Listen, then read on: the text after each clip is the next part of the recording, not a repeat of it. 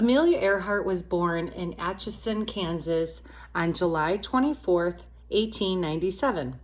Her parents were Edwin Earhart, a lawyer for a railroad, and Amy Earhart, the daughter of a wealthy judge. In 1900, the Earharts had a second daughter, Muriel.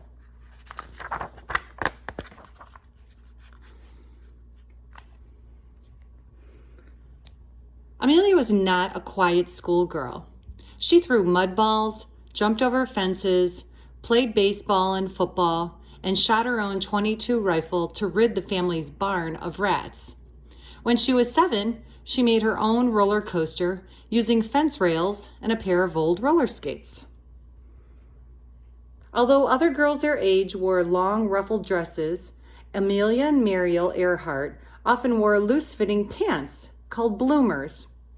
The Earhart girls' behavior was shocking to some people, but Amelia wrote later, "Some elders have to be shocked for everybody's good now and then."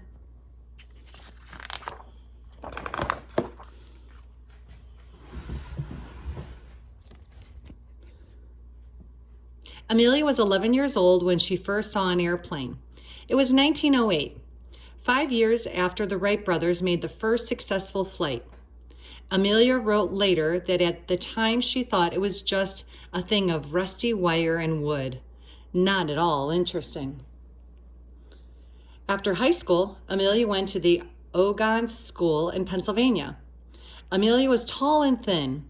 In a letter to her parents from school, she drew a sketch of herself dressed in a suit with a pleated skirt and wrote, "I look like a broomstick wrapped around and around."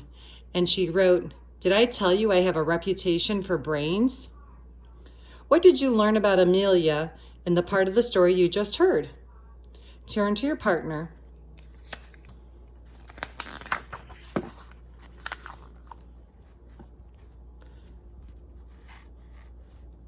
Amelia spent Christmas 1917 with her sister in Toronto, Canada. There she saw soldiers who had returned from the First World War. Years later, she wrote, "For the first time, I realized what the World War meant. Instead of new uniforms and brass bands, I saw only the results of 4 years' desperate struggle. Men without arms and legs, men who were paralyzed, and men who were blind." Soon after the holiday, Amelia quit school. She went back to Toronto, became a nurse's aide, and cared for the war wounded.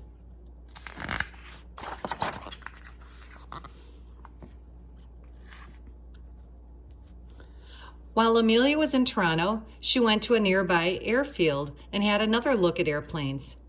Some years later, she explained that, though I had seen 1 or 2 at county fairs before, I now saw many of them. I hung around in my spare time and absorbed all I could. After the war, Amelia studied automobile engine repair. The next year, she took courses in New York City at Columbia University and Barnard College. At first, she was preparing to study medicine. Later, she decided to do medical research.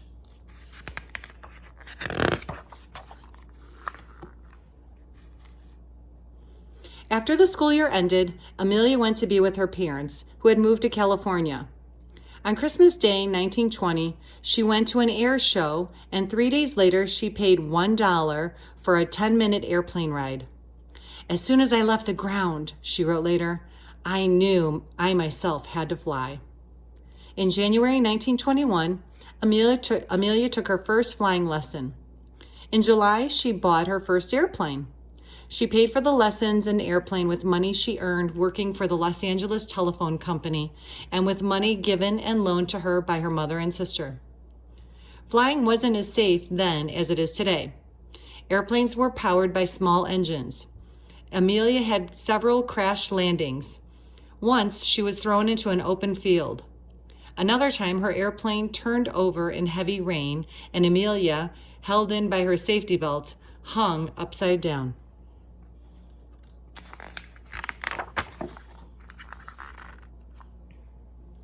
In 1924, Amelia's parents divorced. She sold her airplane and bought a yellow sports car and drove her mother east to their new home in Medford, Massachusetts. Sam Chapman, a chemical engineer, followed Amelia east. Chapman wanted Amelia to marry him, but Amelia refused to become what she called a domestic robot. At the time, she said, "I don't want to marry anyone." On weekdays, Amelia had a job as a social worker in a community center in nearby Boston, teaching English to immigrant children. On weekends, she flew for sport and as a saleswoman for an airplane builder.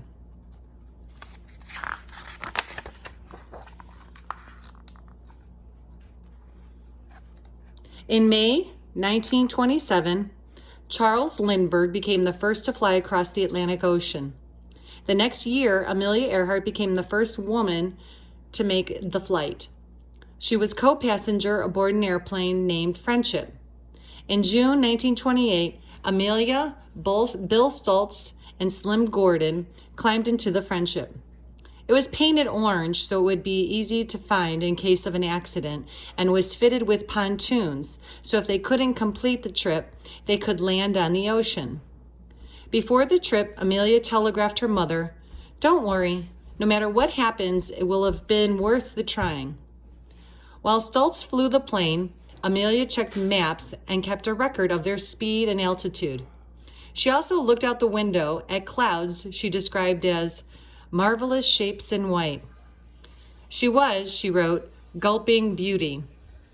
On June 18, 1928, after 20 hours and 40 minutes in the air, the plane landed in the water in the harbor of Berryport, Wales.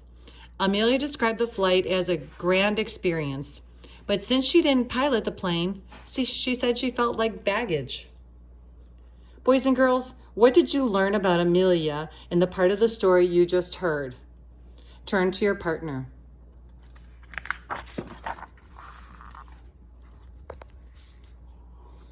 When the three flyers returned to New York, they were given keys to the city. They were driven in open cars in a parade down Broadway. People leaned out office windows for a look and threw down confetti to celebrate. Amelia Earhart was the first woman to fly across the Atlantic Ocean. She was an American heroine.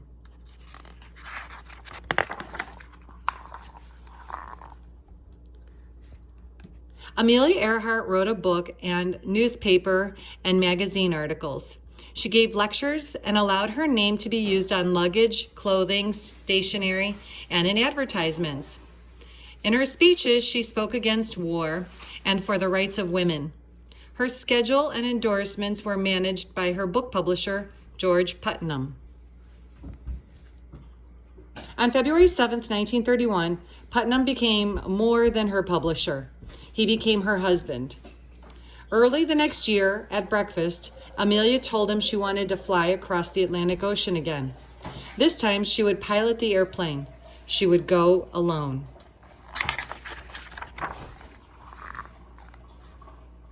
Amelia Earhart took off in a red and gold single-engine airplane from Harbor Grace, Newfoundland on May 20th, 1932. She flew through strong winds, heavy rain, and thick clouds, often with the wings and windshield of her airplane covered with slush and ice, until she landed the next afternoon in a pasture in Londonderry, Northern Ireland. She said later that her landing frightened all of the cows in the neighborhood. "Have you come far?" the first person to see her asked. "From America," Amelia Earhart told him. "Have you now?" the man said, not sure he could believe her.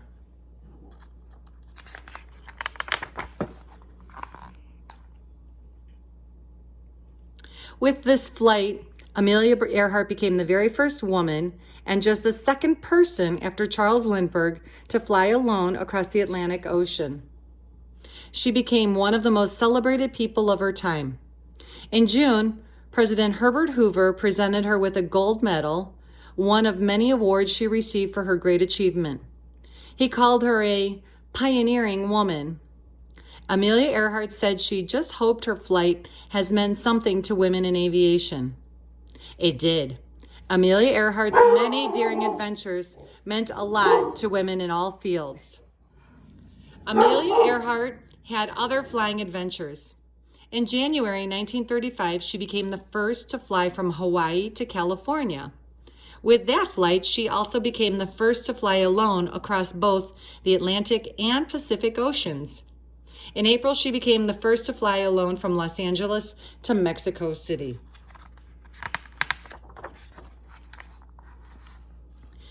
In 1937, she planned to fly around the world. When she was told the flight was dangerous, Amelia said, "I've wanted to do this flight for a long time. If I should pop off, it will be doing the thing I've always wanted to do." On June 1st, 1937, Amelia Earhart and her navigator, Fred Noonan, began the trip. They flew from Miami, Florida to San Juan, Puerto Rico.